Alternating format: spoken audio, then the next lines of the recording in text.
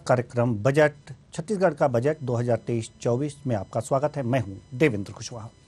छत्तीसगढ़ विधानसभा में प्रदेश सरकार के इस कार्यकाल का आखिरी बजट आज मुख्यमंत्री और वित्त मंत्री भूपेश बघेल पेश करेंगे। इस बजट से पहले उन्होंने प्रदेश की जनता को संबोधित करते हुए कहा था कि ये जनता के भरोसे का बजट है। इस बार के बजट को लेकर प्रदेश की जनता को काफी उम्मीद है। सुनिए सीएम भूपेश बघेल ने क्या कुछ कहा। भरोसे का बजट है, यह उस भरोसे का बजट है जिसने छत्तीसगढ़ को नवा छत्तीसगढ़ बनाने का संबल दिया। यह वही भरोसा है जो आपने हमारे घोषणा पत्र पर, हमारी कार्यशैली पर और हमारी सरकार की जन कल्याणकारी सोच पर जताया है। बघेल सीएम छत्तीसगढ़ इधर बजट आने के पहले ही विपक्ष ने तंज कसना शुरू कर दिया है। आपको बता दें कि बजट से हर वर्ग को उम्मीदें हैं। कर्मचारी, किसान, महिला, व्यापारी, युवा, हर वर्ग उम्मीद लगाए बैठा है कि इस साल बजट में सभी वर्गों के लिए और सभी वर्गों की उम्मीदें पूरी होंगी। एक तरफ जहां रोजगार बढ़ाने की मांग उठ रही है, महिला सुरक्षा को लेकर भी बेहतर कदम उठाने की मांग की जा रही है। अनियमित कर्मचारी नियमितीकरण की मांग कर रहे हैं। शासकीय कर्मचारी डीए, एचआरए बढ़ाने की मांग कर रहे हैं। साल चुनावी है और सरकार का यह अंतिम बजट है, तो उम्मीदें ज्यादा ही होंगी और उम्मीदें ज्यादा हैं। उम्मीदों पर यह बजट कितना खरा उतरेगा ये तो 12:30 बजे के बाद पता चलेगा, जब बजट का पिटारा सीएम भूपेश बघेल विधानसभा में खोलेंगे। लेकिन जो समस्याएं हैं वो अनियमित कर्मचारियों की समस्याएं हैं। वो नियमितीकरण की मांग कर रहे हैं। सरकार ने आश्वासन भी दिया, लेकिन अब तक नियमितीकरण उनका नहीं हो पाया। साथ ही साथ आंगनवाड़ी की भी समस्याएं हैं। आंगनवाड़ी कार्यकर्ताओं की भी समस्याएं हैं। वो लगातार मांग कर रही हैं कि उनके मानदेय में वृद्धि की जाए। मात्र 2000 के मानदेय में उनका कुछ नहीं होता। साथ ही साथ ये भी नियमितीकरण की मांग को लेकर भी अड़ी हुई हैं और लगातार दो हाथ कर रही हैं, प्रदर्शन हो रहे हैं। तो सवाल यहां पर यह है कि ये जो मांगें की जा रही हैं लोगों द्वारा, वो उम्मीदें हैं, ये उम्मीदों की मांगें हैं। आज हम इसी मुद्दे पर चर्चा करेंगे कि आखिर इस बजट में क्या होने वाला है। सीएम भूपेश बघेल ने साफ साफ कहा है कि यह भरोसे का बजट होगा, यानी कि सबका भरोसा जीतने का प्रयास करेंगे। आज इसी मुद्दे पर हम चर्चा करेंगे और चर्चा के लिए हमारे साथ जो मेहमान जुड़े हैं उनसे हम आपको परिचय करा दें। रुपेश दुबे जी, कांग्रेस प्रवक्ता, बहुत बहुत स्वागत है आपका हमारे इस कार्यक्रम में। साथ ही साथ डॉक्टर विजय शंकर मिश्रा, बीजेपी नेता, आपका भी बहुत बहुत स्वागत है हमारे इस कार्यक्रम में। और साथ ही साथ सुप्रसिद्ध अर्थशास्त्री जो आज टीवी जगत की सबसे बड़ी जरूरत है, आज हमारे साथ बने हुए हैं। सौभाग्य की बात है, आकाश जिंदल जी, बहुत बहुत स्वागत है आपका हमारे इस कार्यक्रम में। आज हम छत्तीसगढ़ के बजट के बारे में चर्चा करेंगे और जानने का प्रयास करेंगे कि जो अभी सीएम भूपेश बघेल ने ये बातें कही हैं कि ये भरोसे का बजट है। कल उन्होंने एक वीडियो जारी करके ये बात कही कि ये भरोसे का बजट है। तो हम रुपेश दुबे जी के पास जाना चाहेंगे और यही सवाल करेंगे कि भरोसे का बजट प्रस्तुत करने वाले हैं कुछ ही देर में सीएम भूपेश बघेल। इसमें आंगनवाड़ी कार्यकर्ता, अनियमित कर्मचारियों को नियमितीकरण की मांग, ये तमाम बातें हैं। क्या उनको भी भरोसा रखना चाहिए इस बजट से? दुबे जी। नमस्कार देवेंद्र जी। जी नमस्कार। जैसे कि छत्तीसगढ़ में जब से कांग्रेस की सरकार आई है, समय ग्रामीण अर्थव्यवस्था को मजबूत करने के लिए बजट में प्रावधान किए गए। चिकित्सा के लिए प्रावधान किए गए, स्वास्थ्य के लिए प्रावधान किए गए और शिक्षा के लिए प्रावधान किए गए, जिसका अनुकरणीय उदाहरण लगातार के बजटों में दिखता रहा है।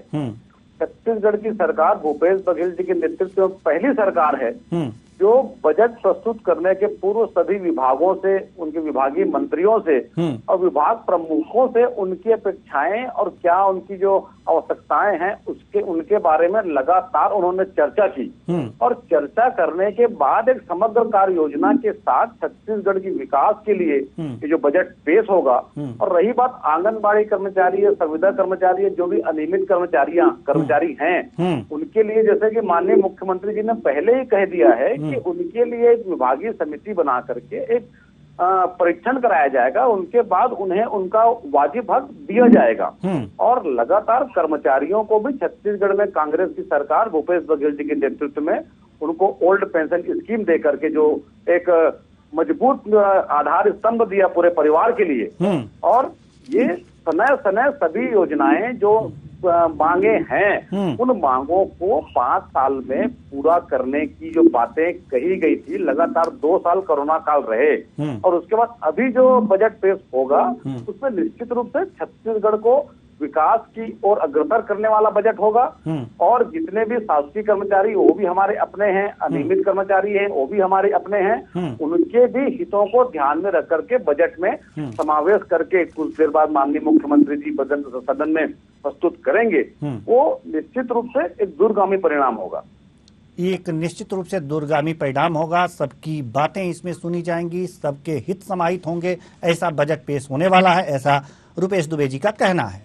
जी, हम डॉक्टर विजय शंकर मिश्रा जी के पास आना चाहेंगे। बीजेपी नेता हैं आप, आपको क्या लगता है कि ये बजट क्या गुल खिलाएगा? विगत 4 सालों में जो बजट भूपेश बघेल जी ने प्रस्तुत किया है उसमें वो वादे तो बहुत सारे करते हैं, क्या वो धरातल पे पूरे हुए वो देखना बहुत महत्वपूर्ण है। जो अभी तक इन्होंने वादे किए, पहली बार उन्होंने बोला कि मैं नरवा गुरवा बावी के लिए दे रहा हूँ पैसा कर रहा हूँ, वो क्या सफल हुआ? आज पूरे गौठान खाली पड़े हुए हैं। उनके जब हम बजट से कागज निकालते हैं, क्योंकि मैं सूचना का अधिकार प्रकोष्ठ भी देखता हूँ, भाजपा का प्रदेश से हो जाता हूँ, तो मैंने ये देखा कि गौठान में आपने बना दिया पैसे, वो भी जेएमएफ फंड का पैसे से बनाया आपने, और जो सिम्बा फंड के पैसे से बनाया सेंट्रल गवर्नमेंट के। क्या उसके बाद आप कुछ कर पाए? उसमें पशुओं के लिए जो रहता है खाने पीने की व्यवस्था जो की जाती है, जैसे कि उसके लिए कोई बजट नहीं दिया आपने।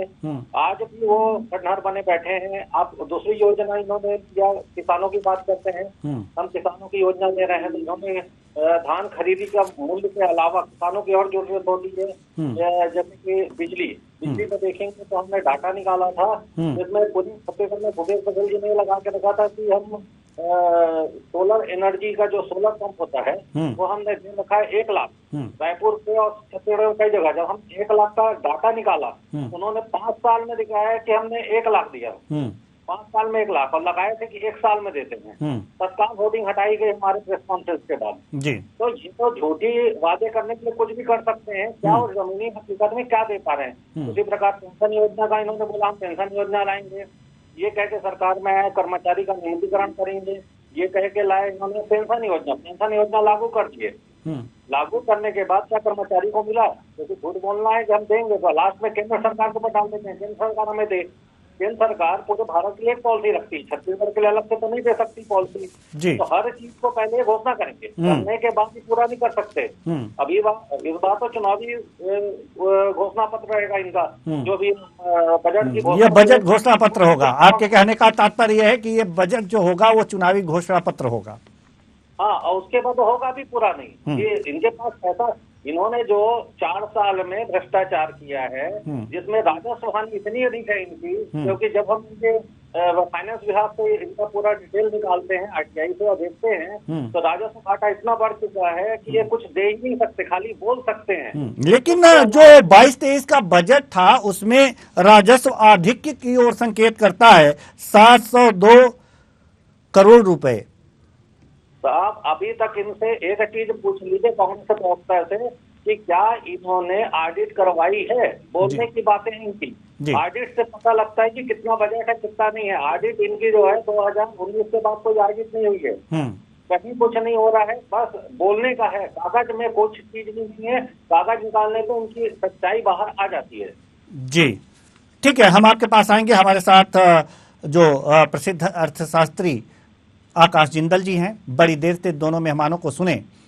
आपसे मैं जानना चाहता हूं कि जैसा कि 2022-23 में छत्तीसगढ़ की सरकार ने अपना बजट पेश किया था, उसमें राजस्व आधिक्य की बात कही गई थी और 702 करोड़ रुपए के आधिक्य हो रहा था, यानी कि ये घाटे का बजट नहीं था, ऐसा हम मान सकते हैं। लेकिन क्या जो इस बार जो बजट पेश होने वाला है, इसमें यह कहा जा रहा है कि इसमें सभी का भरोसा जीता जाएगा, तो क्या इस बार भी आधिक्य की उम्मीद कर सकते हैं? Kushwaha, there are going to be lots and lots of challenges as far as this budget is concerned. Ji Because as of now, the country is going through lots of challenges. First is high unemployment. Now I'm not talking specifically about Chhattisgarh. National unemployment, if we talk about, currently stands at 7.45%, ji which is a quite high. Ji And the reason is, I'm not blaming either the state government or central government for that. It's Russia-Ukraine war, because of which unemployment is high. Then if you talk about inflation, inflation is more than 6.5% retail CPI. So I think the biggest challenge, I'll come to the deficit or surplus issue. The biggest challenge in front of Chhattisgarh government would be, firstly, to reduce unemployment, to give employment to people, because youth of Chhattisgarh are very hardworking youth, talented youth. So I think the first target and the first challenge would be to give lots and lots of employment opportunities to youth of Chhattisgarh. Secondly would be to reduce inflation, because inflation at 6.5% CPI means it is quite high in comparison with the RBI comfort level of 4% plus minus 2%. Ji Again, neither you can blame central government nor you can blame state government for that. That is because of international scenario. Initially Corona, then Russia-Ukraine war. So I think maintaining a surplus now, if I were to answer your exact question, would be a difficult thing. Because what I would suggest the government is, if the government is having surplus, the first thing they should do is, this is my request to the Chhattisgarh government, they should reduce VAT on diesel. Because if they reduce VAT on diesel, what would happen is, firstly, the housewives, the ladies of Chhattisgarh would be relieved from inflation. Inflation would be lesser. Then there are lots and lots of agricultural brothers in Chhattisgarh. They will be, for them, diesel would be cheaper. And diesel is a very, very vital input as far as agriculture is concerned. So I think two things, if they are having the surplus. लेकिन इस पर तो यही समझ में आता है कि अगर जो डीजल पे वैट कम हो तभी ये संभव हो पाएगा, क्योंकि ज्यादा कुछ हाथ में होता नहीं है राज्य सरकार के। तो वैट तो बहुत इंपॉर्टेंट कंपोनेंट है जी वैट कम होते ही इमीडिएटली डीजल प्राइसेस कम हो जाएंगी जी ठीक है। तो डीजल प्राइसेस कम होंगी तो उसका मतलब क्या होगा, सबसे पहले हमारी बहनें जो गृहिणियां हैं उनका बोझ कम होगा। आज इन्फ्लेशन देखिए, महंगाई किस लेवल पे है और छत्तीसगढ़ की जिस तरह से पर कैपिटा इनकम है, वहां की हमारी बहनों से महिलाओं से अगर बात करके देखें तो पता चलेगा महंगाई रिडक्शन उनके लिए बहुत बड़ी प्रायोरिटी, और मेरे दोनों मित्र इस चीज को मानेंगे।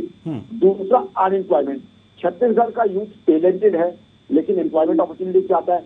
आज अगर खेती को हम थोड़ा प्रॉफिटेबल कर देते हैं वो जरूरी है, तो जितना स्टेट गवर्नमेंट कर सकती है वो तो करे। अगर सरप्लस है स्टेट गवर्नमेंट के पास तो वो सरप्लस को स्टेट के बेनिफिट के लिए यूज किया जाए। तो सरप्लस को क्यों ना कर आगे आके वैट यूज किया जाए।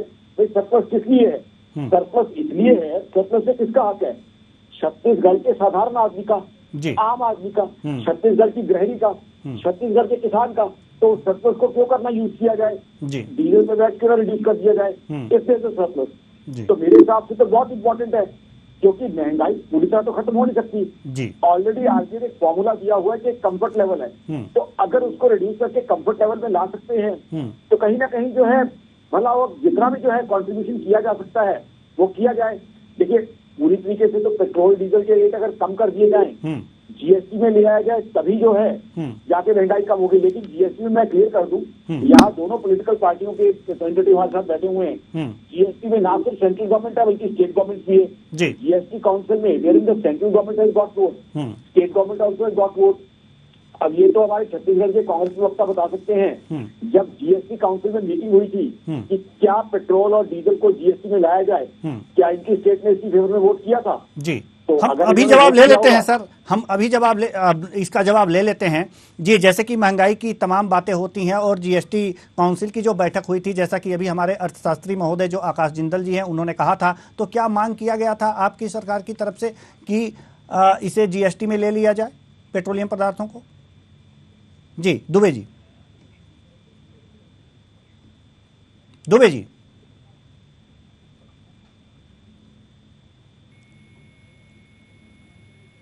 जी मापदंड छत्तीसगढ़ के साथ रहा है जी, और छत्तीसगढ़ को के हितों को जो राशि मिलनी है, अंश जो मिलनी है, उस पे भी लगातार बाधा पहुंचा करके उन राशियों का समय पर क्या तमाम मांग करने के बाद भी आज तक नहीं दे रहे हैं।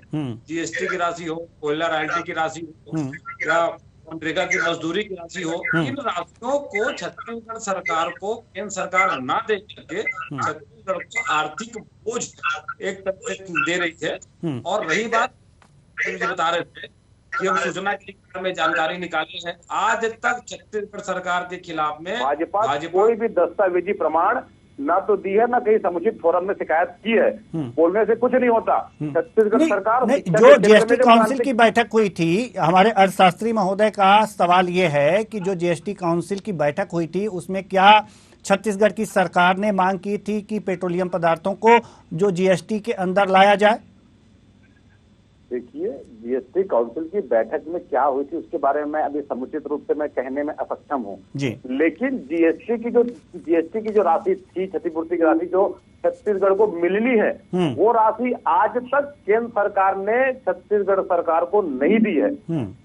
और समय समय पर जीएसटी मिनिस्टर टी.एस. सिंहदेव जी रहे हैं और उन्होंने मांगे करती रही हैं। भूपेश बघेल जी लगातार मांग करते रहे हैं जो हमारे अंश की जो राशि जो हमको मिलनी है उन राशि को प्रदान करें ताकि छत्तीसगढ़ के विकास में उन राशियों का समुचित प्रयोग किया जा सके। और छत्तीसगढ़ सरकार केंद्र सरकार से तमाम पढ़ने के बाद भी अपनी बजट को और अपनी ग्रामीण अर्थव्यवस्था को मजबूत करने के लिए काम कर रही है। ये छत्तीसगढ़ सरकार के दृढ़ तपस्या का परिणाम है। ठीक है, आकाश जी कुछ कहना चाह रहे हैं जी। हाँ। अभी जो मेरे मित्रों से मुझे जानकारी मिली कि पिछली बार शायद डेफिसिट नहीं था, जहां तक मैं रिकॉर्ड चेक कर रहा हूँ तो मैं दोनों मित्रों से कहूंगा फिस्कल डेफिसिट का रिकॉर्ड चेक करें। जो मेरे पास नेट पे आ रहा है फिस्कल डेफिसिट, वो तो कुछ और है। अभी यहाँ कहा जा रहा है सरप्लस है, कहीं ये रेवेन्यू सरप्लस को फिस्कल डेफिसिट के साथ मिक्स तो नहीं कर रहे जी। तो जो मेरे पास रिकॉर्ड आ रहा है जी, जो पिछले साल जी, ये बजट का अनुमान है, बजट का अनुमान है। और अभी लास्ट ईयर के फिस्कल डेफिसिट की बात कर रहा हूँ मैं जी जी। लास्ट ईयर के जो फिस्कल डेफिसिट की बात है जो 9 मार्च 2022 को अनाउंस किया गया था जी, मैं उसके एस्टीमेट की बात कर रहा हूँ। मुझे लगता है शायद, और आई have respect for both my friends, दोनों मित्रों को पूरे सम्मान के साथ मैं पूछना चाहता हूँ, कहीं मेरे मित्र रेवेन्यू सरप्लस को फिस्कल डेफिसिट के साथ कंफ्यूज तो नहीं कर रहे जी? हो सकता है। मैं दोनों मित्रों से पूरे सम्मान के साथ, I have respect for both political party जी, तो ये फिस्कल डेफिसिट की बात कर रहे थे, फिस्कल सरप्लस की बात कर रहे थे या रेवेन्यू सरप्लस की? इसके बारे में मुझे थोड़ी क्लैरिटी चाहिए। रेवेन्यू तो फिस्कल डेफिसिट तो है, इसका मतलब जो है कहीं ना कहीं क्या ये बात जो है, अगर मेरा डेटा कहीं गलत है तो मैं कांग्रेस के मित्र से चाहूंगा मुझे करेक्ट करें जी। My dear friend, what I can see from my records is there is a fiscal deficit last year. If I am wrong please correct me. आपके पास कोई और डेटा है क्या जी? मैं अपने कांग्रेस के मित्र से पूछ रहा हूँ। दुबे जी जी, रुपेश दुबे जी। जिंदल जी बैठे हैं, हमारे अर्थशास्त्री जी बैठे हैं जी। उनकी आंकड़ों में जो अध्ययन किए हैं और जो बता रहे हैं जी, उन आंकड़ों को मैं अभी लेकर के नहीं बैठा हूँ। ठीक है, इसलिए मैं कोई ऐसी बातें करूं जिससे ये संभावना की जो परिस्थितियां बनी हुई हैं उस समय जो हुआ होगा, है ना, उसके बारे में मैं नहीं कह सकता। लेकिन क्योंकि अभी छत्तीसगढ़ सरकार के बजट पे चर्चा कर रहे हैं, छत्तीसगढ़ सरकार सभी विभागों से लगातार चर्चा करके छत्तीसगढ़ की ग्रामीण अर्थव्यवस्था को हम कैसे मजबूत कर सके, छत्तीसगढ़ को एक विकास की दिशा में बढ़ाने का, जो ग्रामीण अर्थव्यवस्था को मजबूत करने, महिला समूह, युवाओं को एक समग्र कार्य योजना बना करके जो बजट के रूप में जो माननीय मुख्यमंत्री जी प्रस्तुत करेंगे, हम उस पर चर्चा कर रहे हैं। छत्तीसगढ़ सरकार ऐसा अभी जितने भी बजट प्रस्तुत किए हैं उन बजटों में जो प्रावधान किए गए थे, जैसे पिछले समय भूमिहीन मजदूर न्याय योजना को 6,000 रुपए मिलता था, बजट में अभी बजट में 7,000 रुपए किया गया था, उसका लाभ आम जनता को मिल रहा है। और जिस प्रकार से शिक्षा के क्षेत्र में बजट में अपन स्कूल खोलने के लिए बात हुई थी, उसमें पहले 171 स्कूल थे और उसके बाद उसको बढ़ा करके 214 स्कूल से ज्यादा बजट में प्रावधान करने के बाद आज वो स्कूलें धरातल पर चल रही हैं। तो छत्तीसगढ़ सरकार जो बजट में प्रावधान करती है उन प्रावधानों को निश्चित रूप से फलीभूत करके कार्य करती है जी, हवाबाजी में काम नहीं करती। इनके 15 वर्ष, भाजपा के 15 वर्षीय कार्यकाल में सिर्फ जुमलेबाजी होते थे, बजट का कोई सरोकार दिखता नहीं था। आज छत्तीसगढ़ सरकार जो बजट में कहती है उसको लागू करती है। राजीव गांधी युवा मितान युवाओं की सोच के साथ उनको काम करके जो समग्र कार्य योजना बनाई है वो योजना आज धरातल पर लागू है। युवाओं की सोच छत्तीसगढ़ सरकार के साथ मिल करके ग्रामीण अर्थव्यवस्था को, ग्रामीण में गाँव के विकास के लिए उनकी सोच को छत्तीसगढ़ सरकार फलीभूत कर रही है। जी, यानी कि विकास की सोच को फलीभूत कर रही है। आंकड़ों की भी अध्ययन हमारे दुबे जी करके नहीं आए हैं। ठीक है, हम आंकड़ों पे आपसे बात नहीं करेंगे, लेकिन कुछ जो जरूरी चीजें हैं उस पर तो आपको जवाब देना ही होगा, क्योंकि हमारे जो अर्थशास्त्री महोदय हैं, प्रसिद्ध अर्थशास्त्री हैं, और एक एक चीज इनके पास, हर चीज की जानकारी आपके पास है। तो ये आकाश जिंदल जी, हम आपसे जानना चाह रहे हैं कि जैसे कि किसानों की बात अगर जो की जाए, किसानों के एमएसपी की बात होती है, धान खरीदी की बात होती है, धान का कटोरा कहा जाता है छत्तीसगढ़, तो ऐसे में धान की खरीदी के मामले में बहुत ही जागरूक है सरकार। लेकिन सवाल यहां यह है कि किसानों को और किन किन क्षेत्रों में और बजट देने चाहिए जिससे कि उनके पर कैपिटा इनकम बढ़ जाए। सबसे पहले तो जो हमारे किसान भाइयों को अन्नदाता को चाहिए वहां पे जी, वो है इरिगेशन फैसिलिटी जी, सिंचाई की व्यवस्था जी। उसके अंदर स्टेट गवर्नमेंट का काफी रोल आ जाता है, जहां स्टेट गवर्नमेंट बहुत इंपॉर्टेंट रोल प्ले कर सकती है। हमारे किसान भाइयों को सिंचाई जो है बहुत बढ़िया मिलनी चाहिए। दूसरा है इंफ्रास्ट्रक्चर। देखिए, किसान भाइयों को क्या चाहिए कि जो उसकी फसल है उसके खेत से लेके मंडी तक where it has to be marketed बिना किसी हैसल के पहुंच जाए। वहां छत्तीसगढ़ को बहुत इंप्रूवमेंट की जरूरत है, चाहे रोड नेटवर्क की हो, रोड के ऊपर लाइटिंग की हो, तो वो इंफ्रास्ट्रक्चर ऐसा होना चाहिए। फिर स्टोरेज स्पेस की, कि किसान भाई की जो मेहनत से उत्पाद पैदा हुआ है वो मंडी तक पहुंचने से पहले नष्ट ना हो किसी तरीके से, उसके लिए किसान भाइयों को जरूरत है। तो कहीं ना कहीं जहां तक खरीदी है ठीक है, धान को लेकर अच्छी बात है, लेकिन और सपोर्ट जो चाहिए सिंचाई में, इरिगेशन में, स्टोरेज में, इंफ्रास्ट्रक्चर में किसान भाइयों को बहुत हेल्प है जो स्टेट गवर्नमेंट कर सकती है। और मेरे हिसाब से स्टेट गवर्नमेंट को इसमें हेल्प जो है अपना रोल प्ले करना चाहिए, बिकॉज छत्तीसगढ़ में खेती और किसान बहुत इंपॉर्टेंट है और वहां की इकोनॉमी का बैकबोन है, बेस जो है हमारे किसान भाई हैं, एग्रीकल्चर है, तो उनके ऊपर पूरा फोकस होना चाहिए। दूसरी बात अगेन जो मैं अपने दोनों मित्रों से पूछना चाहूंगा, अनएम्प्लॉयमेंट को लेके बहुत बड़ा एक मेजर इश्यू है छत्तीसगढ़ में। छत्तीसगढ़ का युवा टैलेंटेड है, मेहनती है, बट आज तक हम उसे एम्प्लॉयमेंट अपॉर्चुनिटीज नहीं दे पाए हैं और अनएम्प्लॉयमेंट ज्यादा है। इसका जो है हमें खमियाजा कई और तरीके से भुगतना पड़ा है। आप जानते हैं मैं किस चीज को कह रहा हूँ, किस तरह के वायलेंस के इंसिडेंट, किस तरह की चीजें हुई हैं।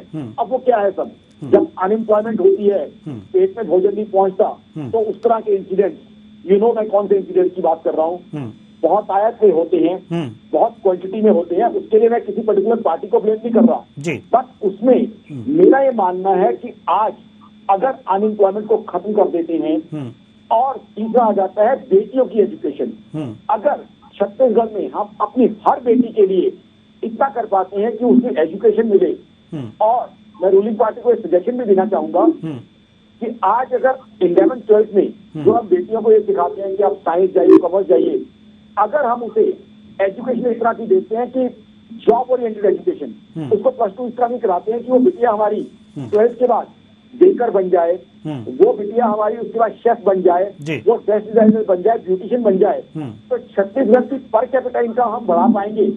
हर घर की जो इकोनॉमी है उसके अंदर सरप्लस ला पाएंगे और बेटियों को अर्निंग नंबर बना पाएंगे। उससे क्या है, फिस्कल डेफिसिट भी नहीं रहेगा, छत्तीसगढ़ का टैक्स कलेक्शन बढ़ जाएगी, एम्प्लॉयमेंट भी आ जाएगी, और हम अपने यूथ को रोजगार दे पाएंगे और वेलफेयर के लिए भी उनके पास ज्यादा पैसा होगा। तो 3 चीजों पे मेरे हिसाब से फोकस होना चाहिए। पहले एग्रीकल्चर, दूसरा अनएम्प्लॉयमेंट को एरेडिकेट करना, एम्प्लॉयमेंट अपॉर्चुनिटी देना, तीसरा हमारी बेटियों की एजुकेशन और जॉब ओरिएंटेड एजुकेशन, ताकि बेटियां छत्तीसगढ़ की इकोनॉमी में कंट्रीब्यूट करें, घरों की इकोनॉमी में कंट्रीब्यूट करें और टैक्स जनरेशन भी ज्यादा से ज्यादा हो हमारे छत्तीसगढ़ में, ये मैं चाहूंगा। जी दुबे जी, हम आपके पास आना चाहेंगे। दुबे जी, रुपेश दुबे जी, जैसा कि सिंचाई के क्षेत्र में आखिर जो पिछला बजट था उसमें हम आंकड़ों पे तो नहीं जाएंगे क्योंकि आंकड़े आपके पास हैं नहीं, तो क्या कुछ सरकार की तरफ से किया गया? साथ ही साथ जो अनएम्प्लॉयमेंट जैसे कि बेरोजगारी की समस्या से जूझने के लिए क्या किया गया है? जैसा कि अभी आकाश जिंदल जी ने बताया कि ये सारी समस्याएं हैं, हालांकि युवा टैलेंटेड है ऐसा कहना है हमारे अर्थशास्त्री महोदय का, तो इन सब क्षेत्रों में क्या कुछ सरकार द्वारा किया गया है? रुपेश दुबे जी।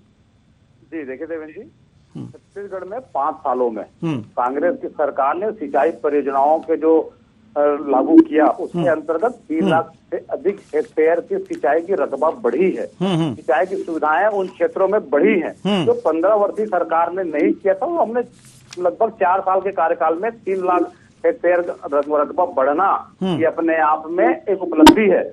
और रही बात युवाओं की, तो जिस प्रकार से युवाओं को राजीव युवा उद्यान के माध्यम से उन्हें जोड़ करके उनके सोच को सरकार धरातल पर लागू करना चाह रही है। ग्रामीण अर्थव्यवस्था मजबूत करने के लिए महिलाओं को गोठान समिति बना करके उन्हें जो गोबर से उत्पादित वस्तुएं निर्मित की जा रही हैं, उन वस्तुओं को निर्माण के बाद उनके मार्केटिंग सीमार के माध्यम से छत्तीसगढ़ सरकार दे रही है।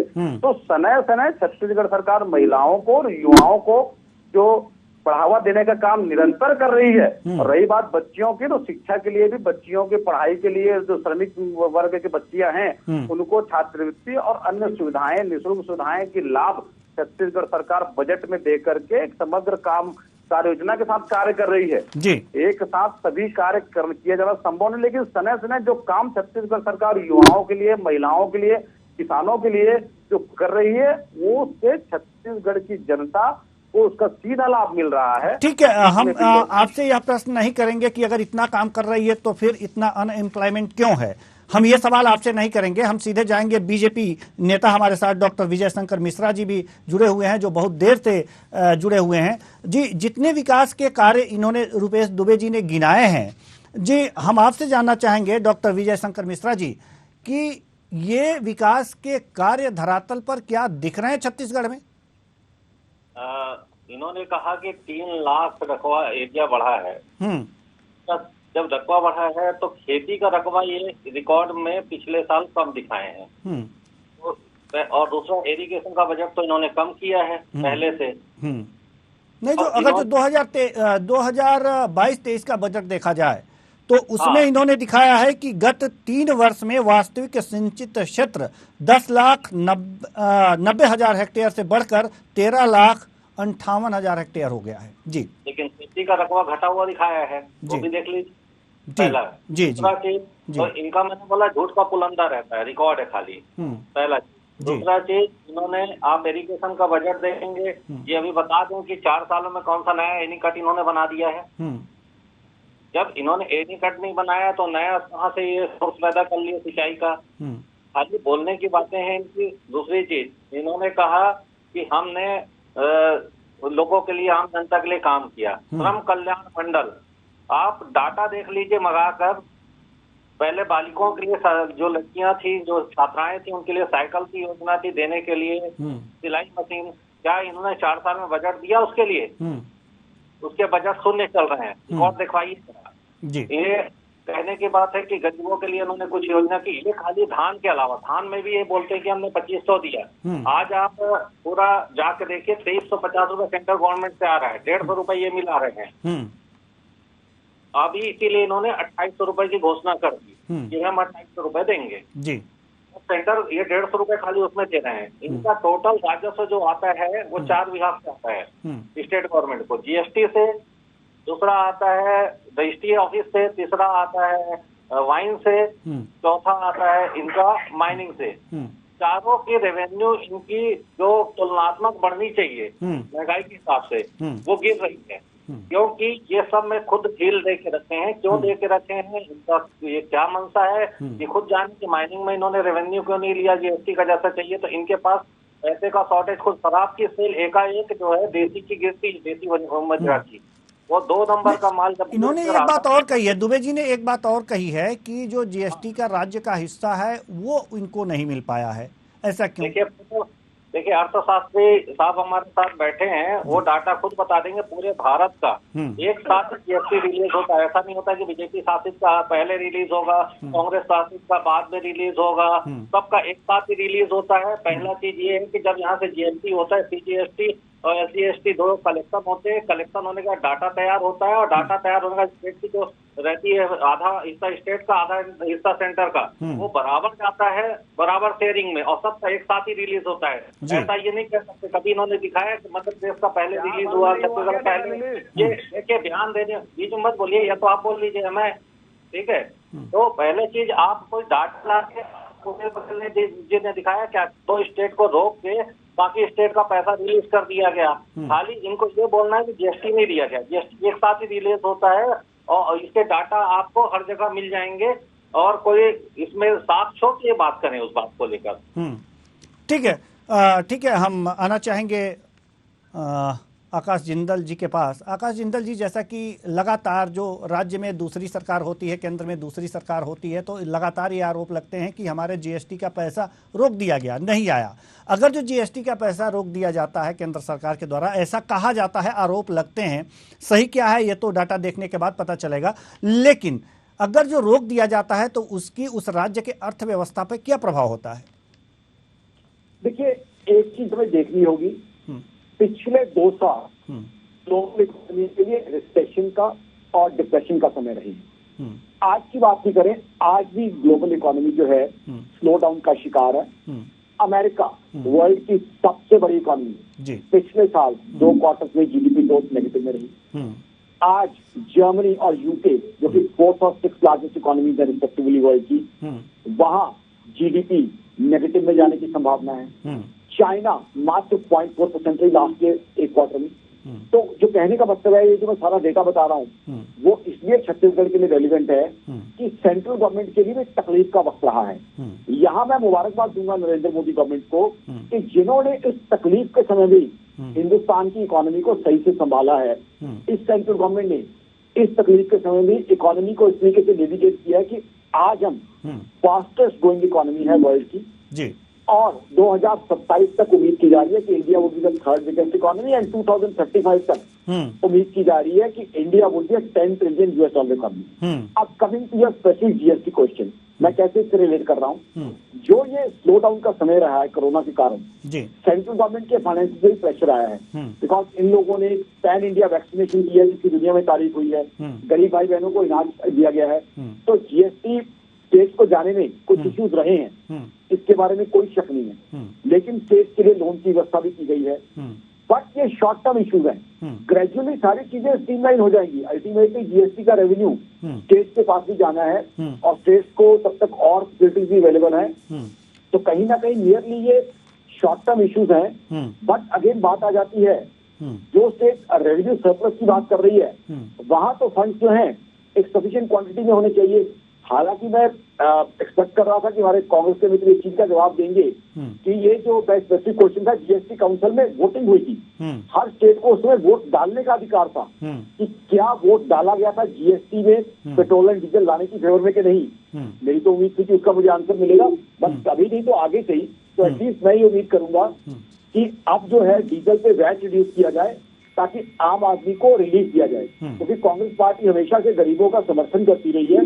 कांग्रेस पार्टी ने हमेशा गरीबों का जो है फायदा देखा है, किसानों के हित से ही रही है कांग्रेस पार्टी। और जो है इन्फ्लेशन के अगेंस्ट कांग्रेस पार्टी ने सेंटर में ही आवाज उठाई है।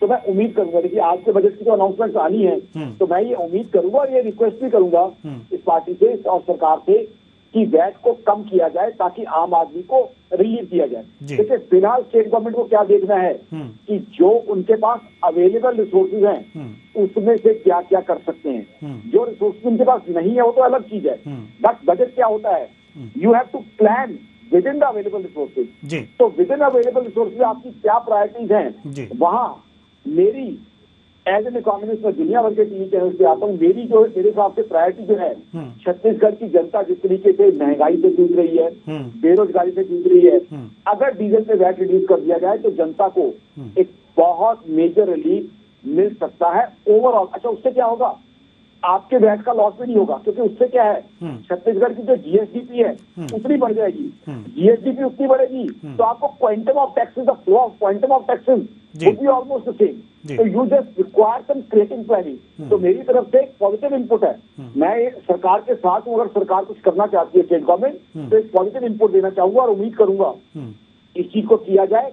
उसके अलावा छत्तीसगढ़ गवर्नमेंट से मैं जो एक और चीज जो है रिकमेंड करना चाहूंगा, एग्रो प्रोसेसिंग। देखिए, आपने जैसे कहा कि धान के लिए मशहूर है और हमें छत्तीसगढ़ के हमारे गर्व है इस चीज के लिए, तो एग्रो प्रोसेसिंग इंडस्ट्री अगर लगा दी जाए, उसके लिए इंसेंटिव आते हैं, तो उससे क्या होगा कि हमारे किसान भाइयों को धान का बहुत अच्छा मूल्य का रियलाइजेशन होगा। साथ में स्मॉल स्केल इंडस्ट्री आएगी, तो उससे क्या होगा, एम्प्लॉयमेंट अपॉर्चुनिटीज बहुत से मिल जाएगी छत्तीसगढ़ के यूथ को, चाहे लड़के हो चाहे लड़कियां हो। अब उस पर भी सोने से सुहागा और अच्छा हो सकता है अगर जो किसान भाई है हमारा, जो वो फसल उगा रहा है, उसी के बेटे या उसी के भाई की हम एग्रो प्रोसेसिंग इंडस्ट्री लगा दें। उससे क्या है, किसान भाई को जो है वैल्यू रियलाइजेशन ज्यादा हो जाएगी, वैल्यू एडिशन हो जाएगी, यानी उसको जो अपनी मेहनत की कमाई का ज्यादा अच्छा पैसा मिलेगा। साथ ही छत्तीसगढ़ को ज्यादा टैक्स भी मिलेंगे और एम्प्लॉयमेंट अपॉर्चुनिटी भी मिलेगी। तो कहीं ना कहीं कुछ क्रिएटिविटी की जरूरत है वहां पे, जिससे हम एक चीज से अगर एग्रो प्रोसेसिंग हम वहां बढ़ा देते हैं, उससे हम किसान भाई की इनकम भी बढ़ा सकते हैं, अनएम्प्लॉयमेंट भी रिड्यूस कर सकते हैं, टैक्स कलेक्शन भी बढ़ा सकते हैं और छत्तीसगढ़ एक बहुत मेजर कंट्रीब्यूटर बन सकता है नेशनल इकोनॉमी और नेशनल एक्सचेकर से। और फिर अगर वैट रिड्यूस होने से इन्हें लगता है कि कुछ फाइनेंसिंग में कमी होगी, तो वो भी पूरे हो जाएंगे। हालांकि अगर ये चाहें तो मैं पूरा डेटा दे सकता हूँ कि वैट रिड्यूस होने से कितना इनका पोटेंशियल लॉस हुआ और कैसे वो मेकअप हो जाएगा। उसके लिए मैं राज्य सरकार की as a consultant free of cost अगर चाहें मैं इनको डेटा और मदद करने के लिए तैयार हूँ, क्योंकि मुझे चाहिए छत्तीसगढ़ की डेवलपमेंट और छत्तीसगढ़ की ग्रोथ। जी दुबे जी, रुपेश दुबे जी। आकाश जी ने बहुत अच्छी बात कही। ये सोच एक छत्तीसगढ़ी की हो सकती है, और जिस प्रकार से छत्तीसगढ़ में भूपेश बघेल जी के नेतृत्व में कांग्रेस सरकार चल रही है, किसानों के लिए निरंतर कार्य कर रही है, इसीलिए उन्होंने धान पे ही किसानों को न रह करके अन्य फसलों की ओर भी खेती करने के लिए प्रोत्साहित करने के लिए 10,000 रुपए प्रति एकड़ का जो एक योजना लागू करी, उसका भी लाभ किसान ले रहे हैं। और जैसे कि धान के खरीदी करने के बाद छत्तीसगढ़ सरकार की एक दूरगामी सोच है कि एथेनॉल बना करके हम वहाँ किसानों को और अधिक लाभ दे सकें, और इसके लिए लगातार केंद्र सरकार से हम मांग भी कर रहे हैं, मुख्यमंत्री जी लगातार मांग कर रहे हैं। तो लेकिन एक बात और आकाश जिंदल जी ने कही है, आकाश जिंदल जी ने एक बात और कही है कि उन्होंने एक पूरा प्लान तैयार कर रखा है छत्तीसगढ़ के विकास के लिए, और टैक्स किस तरह से टैक्स को अगर जो कहाँ घटाया जाए, कहाँ बढ़ाया जाए, किस तरह से, वो सारी चीज़ें उनके पास हैं। तो क्या आप राज्य सरकार को रिकमेंड करेंगे कि ये प्लान उन तक भेजा जाए? निश्चित रूप से आकाश जी की सोच अच्छी है, वैसे विकासशील सोच के लोगों के साथ सरकार के मिलकर बैठ करके जब ये कार्य योजना बनेगी तो छत्तीसगढ़ विकास के नए सोपान तय करेगी।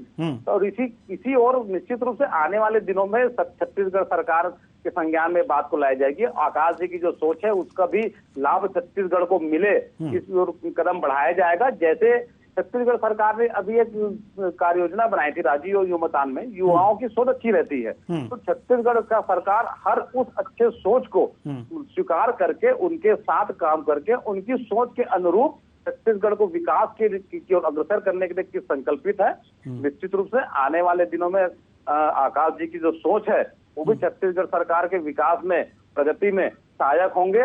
ये निश्चित रूप से कार्य रूप में फलीभूत होना ही है।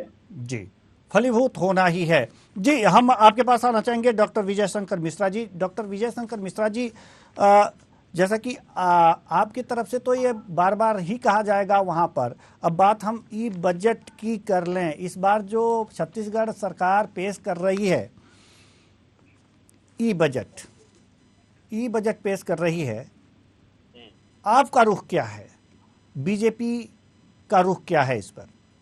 ई बजट का आशय क्या है, एक ये मैं अभी तक नहीं समझा हूँ। ई बजट मतलब ऑनलाइन वो शो करेंगे कि इलेक्ट्रॉनिक टेलीकम्युनिकेशन की ओर लेके जाएंगे? रुपेश दुबे जी समझा देंगे आपको। जी, रुपेश दुबे जी बता दीजिए। नहीं, विजय शंकर मिश्रा जी ऑलरेडी ज्यादा सूचना का अधिकार में जानकारी निकाल सकते हैं, और वो कभी आप बताइए ना, आपको तो पता होगा। देखिए, ई बजट के बाद भाई पेपरलेस जो बजट होता है, पिछले समय भी जिस प्रकार से लगातार सरकार की योजनाएं आ रही हैं, योजनाओं पे कहा प्रस्तुतिकरण की बात है, प्रस्तुतिकरण की बात है। ये एक चीज तो अच्छी है कि एक चीज को ये जो है ये बजट भर दे रहे हैं, जरा आप जितनी इनकी वेबसाइट है, जैसे आरडीए की वेबसाइट है, हाउसिंग बोर्ड की वेबसाइट है, जिसकी इनकी गवर्नमेंट की योजना की वेबसाइट है, यहाँ के सीएम के स्वयं की वेबसाइट देखेंगे जिसमें पहले शिकायत अपडेट होती थी रमन सरकार में, ऑनलाइन दिखता था, ये सब तो ई चीजों को बंद कुछ कर चुके हैं। तो बजट शर्मा जी बता रहा हूँ, राजनांदगांव को दुर्भाग्य रहा है। राजनांदगांव में सांसद अभिषेक सिंह थे और मुख्यमंत्री डॉक्टर रमन सिंह जी थे। सुनिए मेरी बात, दोनों कार्यालय एक थे। यहाँ के जनता बोलते थे कि पिता के पास जाएं कि पुत्र के पास जाएं, वो भी अपडेट उसी में होता था। आप लोग एक अंक दे करके समस्याओं को समाधान कभी नहीं किए। क्या बोला कि ई सिस्टम जो होता है ना, जिसको हम कहते हैं ऑनलाइन सिस्टम, गवर्नमेंट बजट ला रहे हैं, बाकी ऑनलाइन सिस्टम तो इन्होंने बंद कर रखा है। नहीं मालूम अंदर ऑफिसों में क्या हो रहा है, जो पब्लिक डॉक्यूमेंट होना चाहिए उससे तक बंद करके रखा है, ऑनलाइन एडमिन साइट में रखा है। आप बाकी तो छोड़िए, धान खरीदी आपने ऑनलाइन की थी ना, वो धान खरीदी आप ये बताइए कि पूरी ऑनलाइन की बजाय वो। डॉक्टर विजय शंकर मिश्रा जी, आप ये बताइए कि जो पेपरलेस बजट विधानसभा में पेश होने वाला है जी, उससे आप खुश हैं या नहीं? तो बजट में अगर जनता को कुछ अच्छा मिले जो सही हो तो बहुत अच्छा, खुशी की बात है। खाली पेपरलेस करके और उसके बाद खाली बहुत सारी बातें करके और उसके बाद मिलना कुछ नहीं है, खाली बातें रहेंगे और विज्ञापन रहेंगे। अगर विज्ञापन और बातें ही करनी है तो कोई मतलब का नहीं है मेरे अनुसार जी। मतलब पेपरलेस बजट पहली बार पेश हो रहा है छत्तीसगढ़ में जी, तो पेपरलेस बजट पेश होना चाहिए या नहीं होना चाहिए, हम ये जानना चाहते हैं। पेपरलेस अच्छा, चीजें ऑनलाइन होनी चाहिए। पेपर की जरूरत क्या है, जंगल कटिंग, उससे अच्छा तो ऑनलाइन चीजें हो, सॉफ्टवेयर का यूज हो, जितना हो अच्छा है, देश आगे की ओर बढ़े। ये तो बहुत अच्छी बात है। इसमें मैं तो इसको अच्छा कहूंगा कि कम से कम मैं बोल रहा हूँ, लेकिन हर चीज ऑनलाइन करिए ना। खाली बजट पेश करने के बाद पता चला हर चीज बंद कर दी गई। चलिए ठीक है, कुछ ही देर में बजट पेश हो जाएगा। सभी मेहमानों का बहुत बहुत धन्यवाद, आप आए और अपने अपने विचार साझा किए। तो कुल मिलाकर के छत्तीसगढ़ में पहली बार ई बजट पेश होने जा रहा है और इस ई बजट के माध्यम से लोगों को इस बार कुछ लोगों का भरोसा जीतने का सरकार प्रयास करेगी। इसलिए उसने कहा है कि यह जो बजट होगा वह भरोसे का बजट होगा। छत्तीसगढ़ के भरोसे का बजट पेश होने वाला है। तो ये बजट जैसे ही पेश होगा हम आपको उसकी पल पल की जानकारी देंगे, किसको क्या मिला ये भी बताएंगे, और कौन सा वर्ग संतुष्ट है अपने संवाददाताओं के माध्यम से भी ये बताएंगे कि इस बजट से कौन सा वर्ग संतुष्ट है और किसको क्या मिला है और क्या नहीं मिला है, ये भी हम आपको बताएंगे। तो फिलहाल इस कार्यक्रम में इतना ही, मुझे दीजिए इजाजत, नमस्कार।